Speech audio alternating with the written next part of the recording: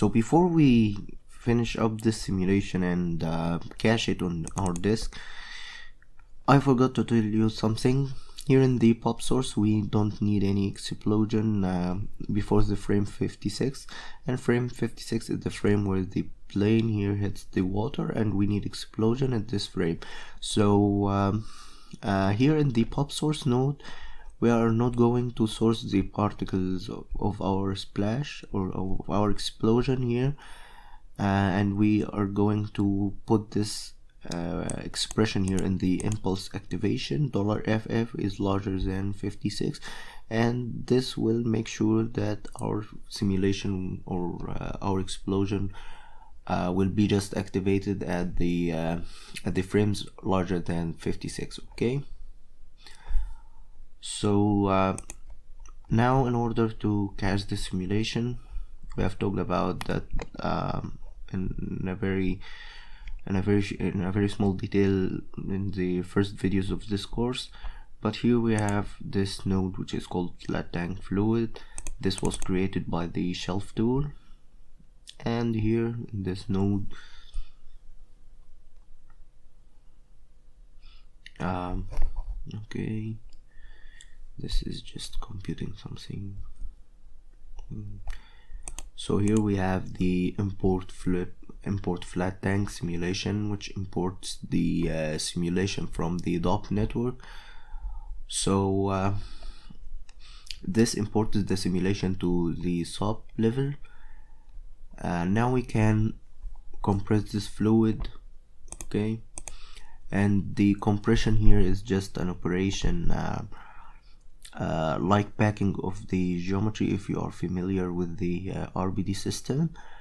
But this is for the particles. I think this thing here is just a method for compressing the data and make fewer data for each point or for each group of points. Okay, so I think the points that share some data are going to be 1 point. Okay, so the number of points here is less, so we have 8,027, though our simulation is 22 million. So this is a way of compressing the fluid simulations in order to store less sized data at the disk. So here is our simulation. If we just load the compressed cache here that I have made before at frame 56, maybe we have something like voxels or cubes. Okay, so here we have cubes. Each of these cubes represents just a group of particles that shares the same velocity and share some attributes. Okay, this is very complicated, and Houdini calculates the compression geometry here, or the compressed geometry here, by an algorithm. Okay, so we can just unpack this or uncompress this and have our full simulation points again. And at the same time, when you just store the compressed cache, it's very small in size compared to the high number of particles that we used. Okay, so if we just want to make the DOP import this DOP IO node, we just select my network, which is the Autodub network, and we select the object, which is our flat tank object. Then here in the presets we select flip fluid, and this imports our simulation from the DOP network. Okay,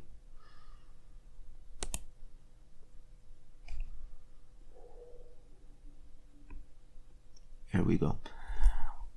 And after this we add our fluid compress node, and this fluid compress node just does the compression that we have talked about. Here you need to use the same particle separation as the Autodob network. So this here is channel referenced with the particle separation as the flat tank object. Okay, so when you just compress the fluid or the cache here, you just cache it. I'm sorry, when you just compress the fluid particles, you just cache it with this file cache here. Okay, so this is just the import of our simulation into the SOP network, and here we go. We are just too close to finish this. In the next videos we are going to discuss whitewater simulations. Thank you.